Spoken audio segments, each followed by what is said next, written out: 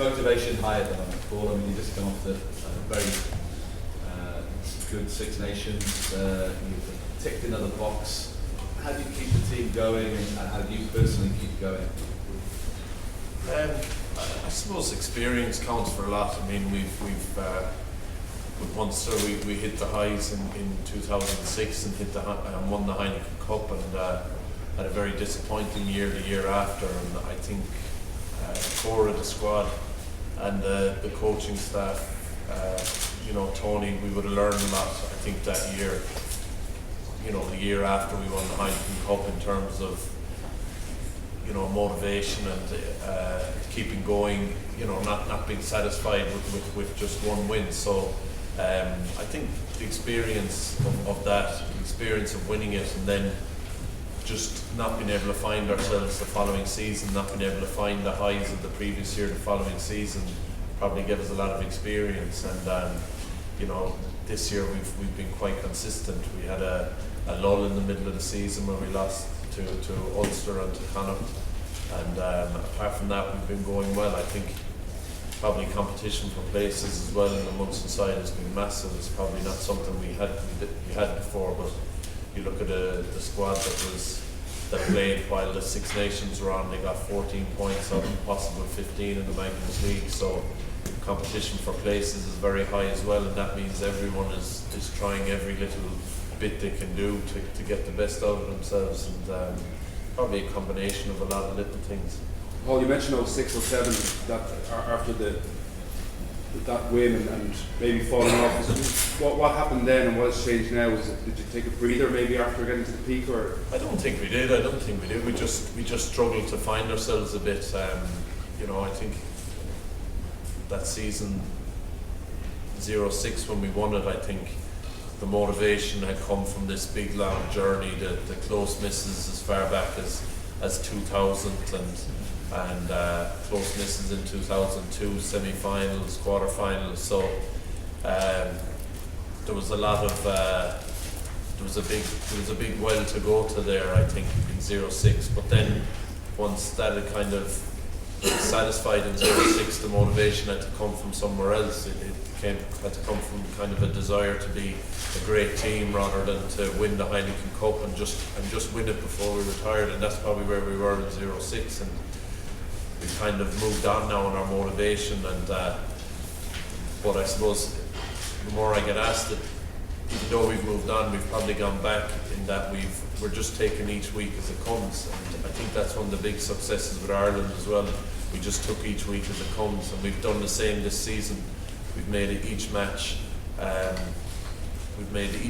Magnus League or Heineken Cup a big game, and haven't looked beyond that. And that's the same with this game this weekend. We're just been making big games out of each game, and it's been working for us. How much more with the fact that Ospreys have probably got the chip on their shoulder, served you well with the fact that they were dumped out of the EDF Cup?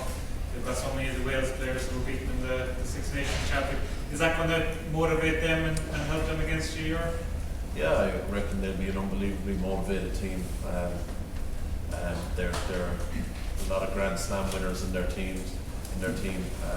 Magnus League winners, EDF winners. They're a strong side, and I think that the good sides, especially for us, whenever we had a loss, whenever we had a setback, that's when the following week or the following weeks, that's when we were strongest, and I'm sure it'll be the same for them. Paul, there's a tremendous confidence in the camp at the moment. Even last weekend against Leinster, it seemed like you can move up another couple of levels.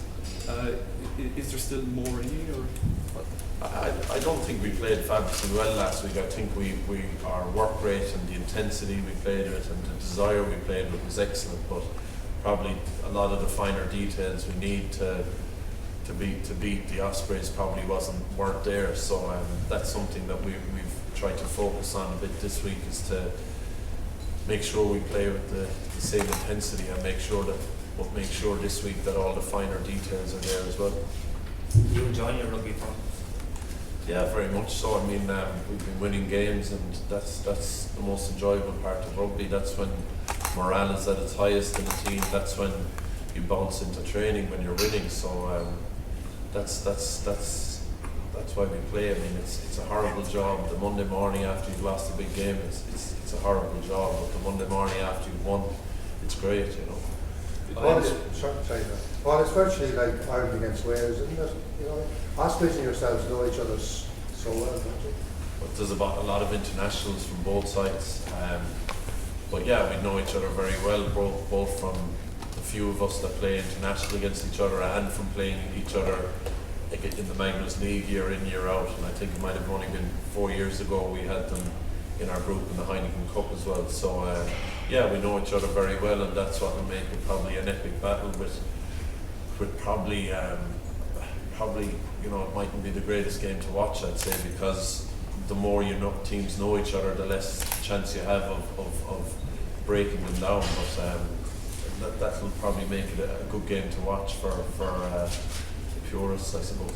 Anything? Would surprise you, Paul, if I told you the Ospreys are the complete outsiders in the bookies betting. They've got them as like ranked 8th on the chances of winning this game. Yeah, it would surprise me because I think they'll be a highly motivated team. I think the Heineken Cup is their priority. It's a massive priority for them. I think they've class all over the pitch. They're the kind of team that can dominate you all the game and win the game. They're the type of team that can be under the cosh the whole game, and they've the classy players like Williams, Hook, Tommy Bowe, all these guys that can just pull out a try out of nowhere and beat you. So they can play it every which way, and as I said, they're a team full of winners as well, with Grand Slam winners. So that is a big surprise, but you know, I mean, try not to read into that as much as you can.